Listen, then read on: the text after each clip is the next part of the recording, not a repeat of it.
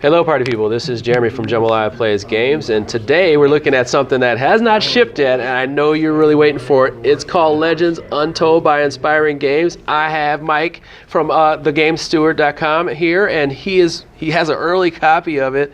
Let's just get right into it. I know everybody's hyped about this. I'm a backer. Let's just get to it, man. Show it off. Okay. Go ahead. Okay. Yeah, go right ahead. All right. So Legends Untold is a compact, fully cooperative dungeon crawl. No minis. It's just going to be cards. It's for 1 to 4 players. So you can play solo if you want to. It's up to 4 players. It's a low fantasy setting, sort of a pre-Norman England, but there are goblins and dwarves and such. And in this setting, or in this particular game, the Weeping Cave set, the city has been invaded by goblins. The players were able to escape from the city, and now they're trying to find a way to kick the goblins out of the city. So what's happening in this game is they have discovered some caves that lead under the city, and they're trying to find treasure and items that might be able to help them expel the goblins from the city. So I want to be clear, because I know some people may be backers or not backers. There's 2 different sets to this thing, right? That's correct. This is the Weeping Caves. Okay. There's also going to be the sewers. They are complete standalone games, but they can be mix and match. Each one has 4 heroes in it, and you can mix and match the heroes. And then there are 2 booster sets, the Alchemist and the Druid, that can also be added to either game. Yeah. All right. Let's go ahead and just keep going. I want to. Let's go. Yeah, keep going, man. I'm loving this. I'm loving it. I'm so excited about this. All right. So the way the game starts is the party will be in this game in the cave mouth, and they are represented by the token, and there are lots of icons you can see all over here. But the game is pretty intuitive once you get started. So as you advance through the different parts of the cave, you'll have the opportunity to go from room to room. And what happens is when you exit a room, you'll have the choice. Usually you'll have a choice, and these icons here talk about how much light there is. So there's dark, there's ambient, and there's bright. When you exit a room, you are going to do a scout roll to see if you can figure out what's going on in the next room. If it's dark, more chances of surprising any enemies in the next room, but also more likely that you might set off any traps as we go in the next room. Bright means that you're less likely to hit any traps, but less likely that you'll surprise any foes going forward. So you'll roll your scout roll. You can choose to sneak if you want to increase your ability or your scout roll to get a better score. So wait, hold a second. Can we get to some of the character types? So you're kind of saying how these things interact. I wanted to check. Sure. Yeah, I wanted to see how the character, so everybody knows right. This sneak roll. And right. Yeah. Okay, so to go back, as I said, it's a low fantasy game. So the characters in this set are really just very basic characters. You've got a student, the farm hand, and the forge hand. So these are sort of like apprentices that haven't even really developed yet.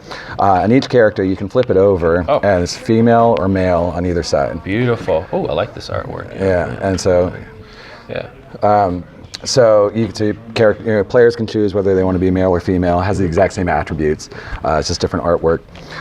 And then when you look at the card, you will see that they have in the lower left-hand corner various attributes. And those attributes will come into play when there are certain tests or challenges that the players have to meet as they're exploring the caves. They also have, on the upper right-hand side here, combat scores if they are using just a knife. Every player always has at least a knife, but they may have other weapons that they can use that will have better scores on them.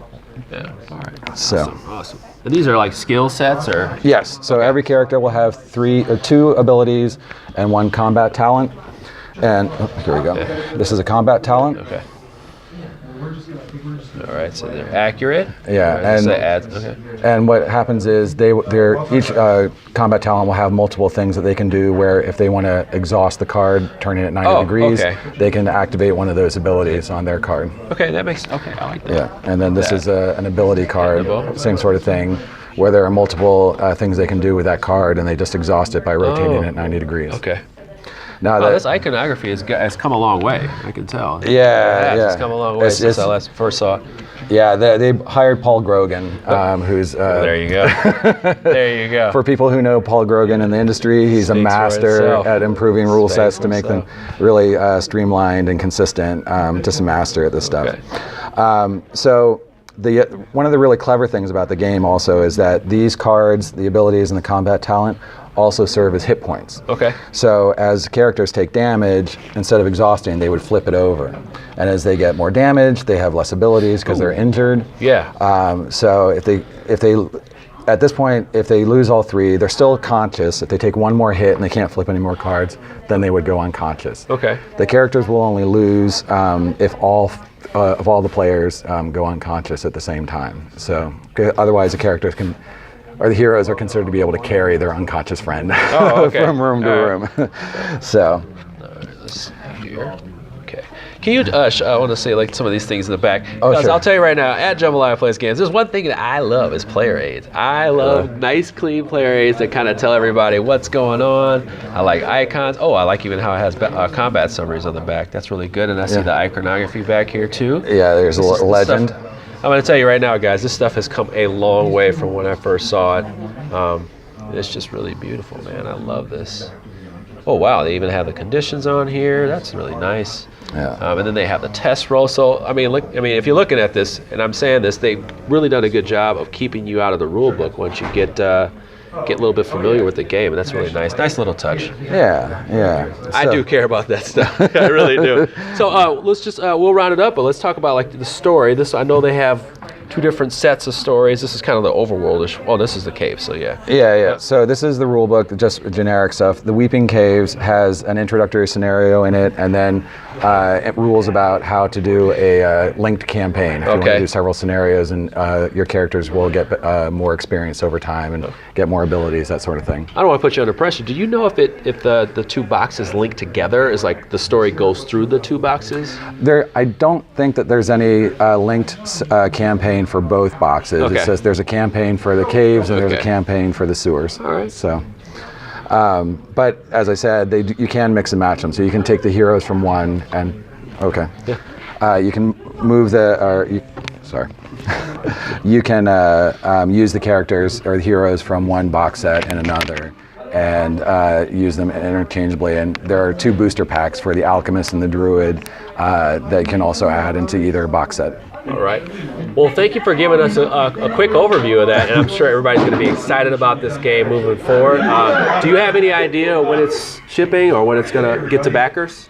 It should be shipping in September, October, depending on if they're in Europe or in the U.S., and then it'll be hitting retail probably in November, about a month after the backers get it. But that's not all. Can you tell us a little bit where they can find it from you? That's correct. TheGameSteward.com. We have both games available for pre-order on our website. What we've done is we set up a little bundle so you can get either box set with the booster packs and some Kickstarter exclusive custom dice. The individual sets are $49.99. If you want to get the whole all-in bundle, then it's $89.99. Okay, wow. Thank you so much for showing off this game. And once again, that's Legends Untold. It is by Inspiring Games. Coming to you really soon. That's Jambalaya Games signing off for today at Origins. Stay tuned at JambalayaPlays.com for more information about this game and others.